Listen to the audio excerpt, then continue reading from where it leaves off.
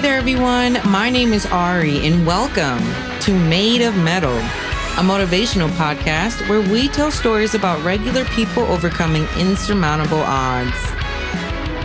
So welcome, everybody, to another chapter in the Made of Mettle Chronicles. So glad you can join me for another week of shenanigans with yours truly. So this week, although we are out of June, we're going to complete a full cycle for the Pride Month series. And since I was out for 2 weeks with my move, I just got my stuff, you guys. So it was a journey. But that means we have one more week of Pride stories. Yay. I love these stories.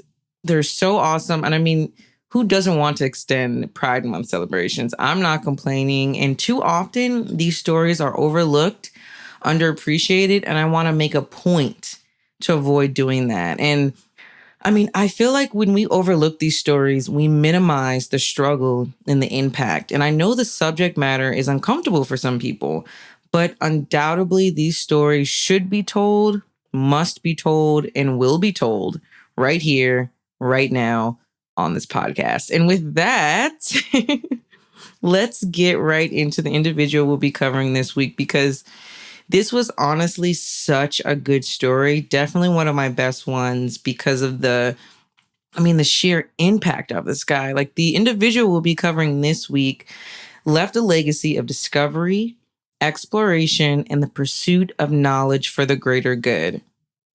Their findings contributed to ushering humanity, not just a nation, but humanity, into a new level of science and understanding. This individual's work helped to turn the tides of a war and offered clarity that could not have been gained under any circumstances without this person's personal input and interpretations. All in all, this individual was able to cement their place in history for more than one scientific breakthrough and invention. And these are inventions in which we are still using on a daily basis, by the way. So super, super relevant.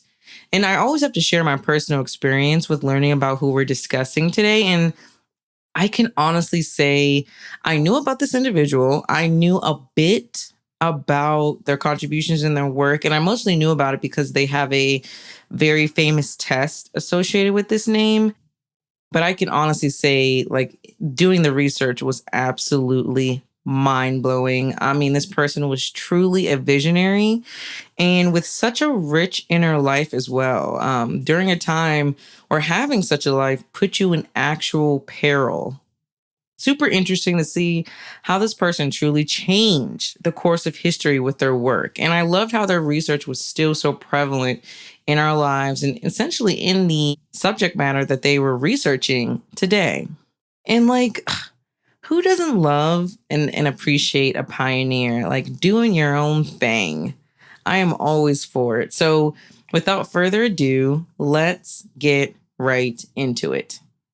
This week, we'll be covering the Cruncher, the Change Maker, the Codebreaker, Alan Turing.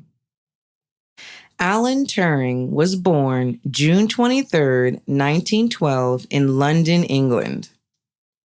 Alan was the youngest child with one older brother, born to his parents, Julius and Ethel. Alan's father, Julius, worked for the Indian Civil Service, while his mother, Ethel, helped to raise the children. Alan and his family would travel often due to his father's work, spending a significant amount of time in India.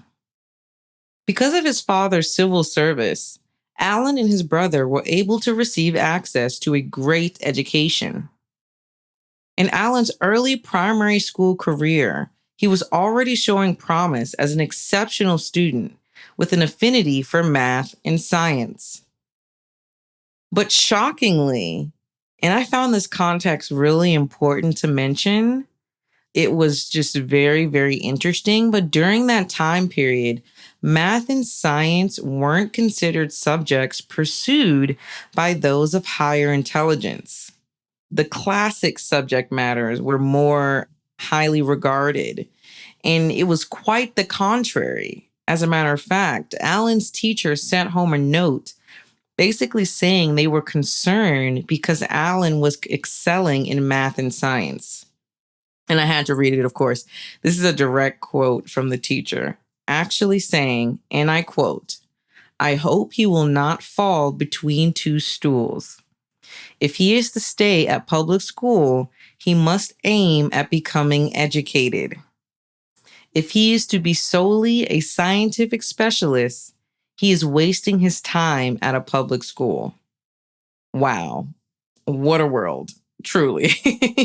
Truly interesting how humanity, sort of the norms and the acceptable forms of even pursuit of knowledge, have evolved and changed so much over time. So, in spite of this, Alan continued to show promise, pursuing higher levels of math and science. When Alan was 16, he was first introduced to the work of Einstein, which would have been around 1928. So Alan was clearly displaying genius levels of understanding at a very early age. It was around this time that Alan would have also had his first crush on a boy who was one of his classmates. Now, keep in mind, homosexuality was still super misunderstood and carried a huge stigma. So Alan and his partner weren't open with their feelings. This partner was considered Alan's first love, but tragically, he would pass away before Alan left school. Alan would credit a lot of his work ethic to this relationship, as he said he felt even more motivated to succeed as his partner would want him to. Which is just, beyond adorable. So wonderful to love someone in that way. I think that is just so, so cute. So sad that he passed away, but looking like, the wind between your wings type of deal. So always with you. Once Alan graduated from high school, he would attend King's College, a prestigious school in Cambridge. Alan would graduate from King's College in 1934 with a first-class honor recognition in math. That very next year, King's College elected him as a fellow, which is only awarded to students of exceptional achievement. In the year after that, which was around 1936, Alan would publish his first groundbreaking scientific paper on a machine called the Turing machine, which could calculate and compute the solution to any equation. The Turing machine was considered the earliest version of an actual computer ever created. Alan would also be awarded his PhD from Princeton University after studying math and cryptology under a few accomplished professors. Now, if you're like me, you had no idea what cryptology was. You know what cryptozoology is, which is just so sad. Why do I know what that is, but I don't know what cryptology is? So I had to look it up. And for those who aren't aware, I looked up for you too. So it's essentially the mathematical study of analysis of data or codes. So when Alan traveled back to the UK, he again began visiting Cambridge to attend lectures given by professors on advanced mathematical theories. He also took a part-time job working for a very interesting organization called the Government and Cipher School. The mission of the Government and Cipher School was to teach the art of code breaking or crypto analysis. World War II began in 1939, and Alan was transferred to the main hub of the Government and Cipher School to focus on wartime activities. Alan was specifically brought to the station to help decrypt a cipher machine used by the opposition, who were the Nazis. A machine had previously been developed to decrypt the cipher machine, but once the Nazis learned of it being cracked, they developed a new cipher machine. So they essentially developed a new system of codes, which made the old one basically completely defunct. Alan and a team worked diligently to create a new method to crack the code for the new German cipher machine, one that couldn't be modified. From what I understand, just to explain a little more, the method that they used to crack the code for the cipher machine, even the machine itself, the cipher machine could be modified, but the method itself did not need to be. So essentially, no matter what modifications that the Germans made to the machine, the method that Alan and his team had developed would be able to crack it, no matter what changes they made. And this new method was directly responsible for bringing in a wealth of information, which helped direct a winning war strategy, resulting in numerous successful campaigns against the Nazis. Alan didn't just help develop this invaluable method of code breaking during the war. He also made several other deductions that helped to further refine data analytics and supply critical information. Because of his contributions during the war, Alan was awarded the title of Officer of the Order of the British Empire, a recognition only reserved for the truly distinguished. Something that I thought was cute and hilarious was that although Alan was a brilliant genius, he wasn't without his own quirks. One of Alan's colleagues reportedly said that Alan would chain his coffee mug to the radiator pipes to avoid it being stolen. And frankly, I mean, who wouldn't? If it was allowed, definitely. I mean, I'm not saying bring a chain to work and chain your coffee mug to your radiator pipes. But in this hybrid working environment, I mean, who's going to stop you? Really? Who's going to do it? Alan also would run in marathon run. So he would walk to his meetings that were sometimes more than 30 miles away. I mean, crazy. But in fact, Alan wasn't just a casual marathon runner. He was actually athletic enough that he tried out for the British Olympic team in 1948. But he wasn't able to make it due to an injury. Another interesting fact about Alan's wartime work is that it wasn't recognized for decades due to an official code of silence called the Official Secrets Act.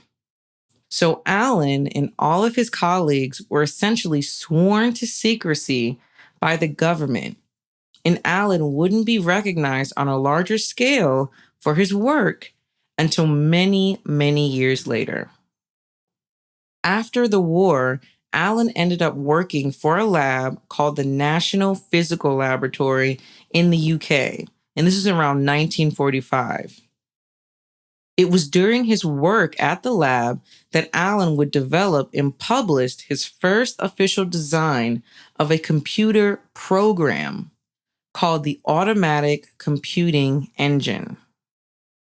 This model would literally be the basis for every subsequent computer program and application. So literally things that we're using today, applications that we're using today, were likely based on work that Alan researched in 1945.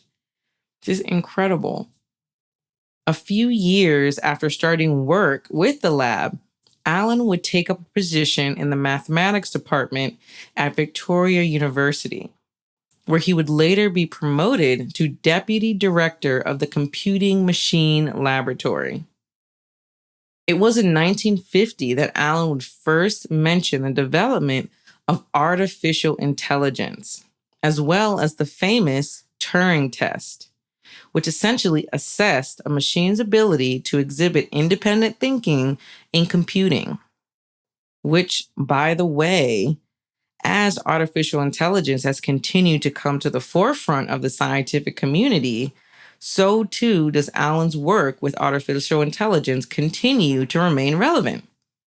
More than 50 years later, Alan continued to study and work within advanced mathematical concepts, paving the way for so many of the foundational designs of computing that we still use today. Tragically, all throughout this time, while Alan was making these miraculous innovations, he was having to hide his personal life from everyone he knew. No one knew that he was a homosexual except his very, very close friends.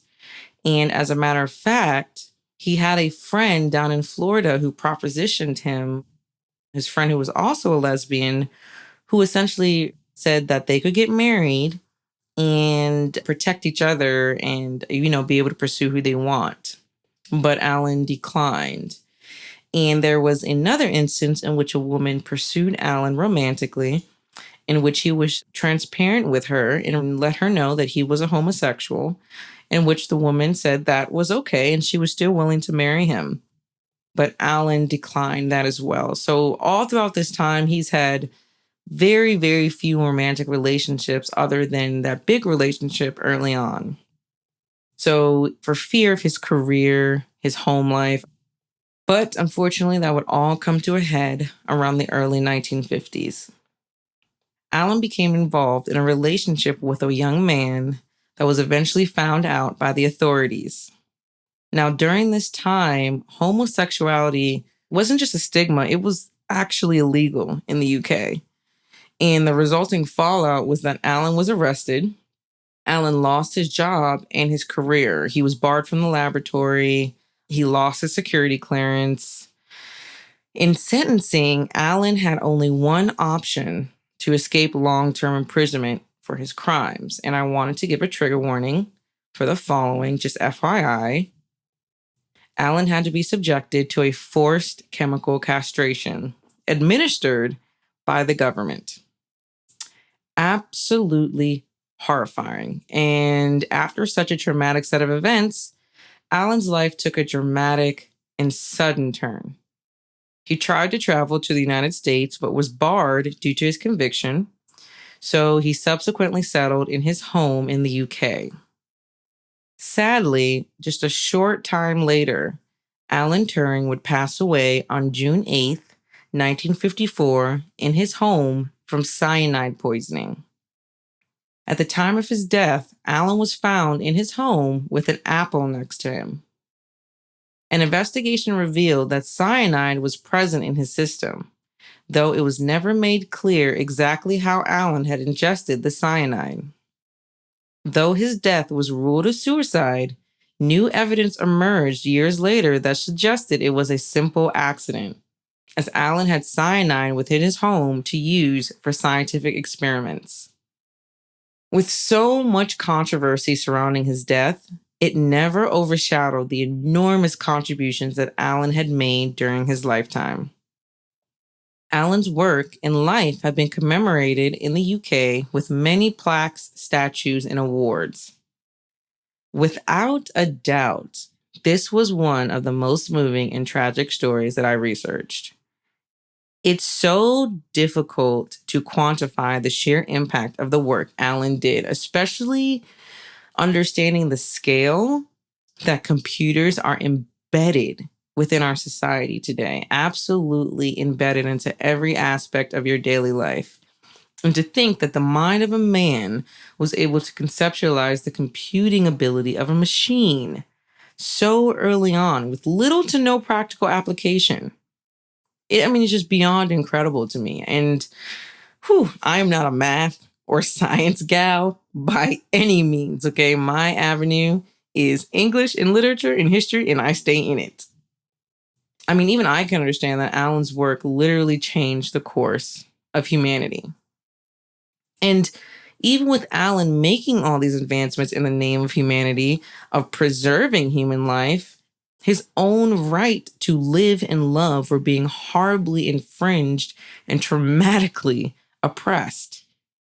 It was estimated that Alan's work during World War II helped contribute to saving more than 10 million lives. Think of the ripple effect of saving all those lives. I'm sure we can attribute the survival of hundreds of millions of generations of people because of Alan's work. We can take many, many things from Alan's life, but I wanted to leave you all with another wonderful quote from the genius himself.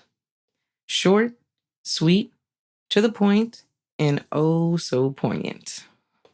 And I quote, "Sometimes it's the very people who no one imagines anything of who do the things no one can imagine."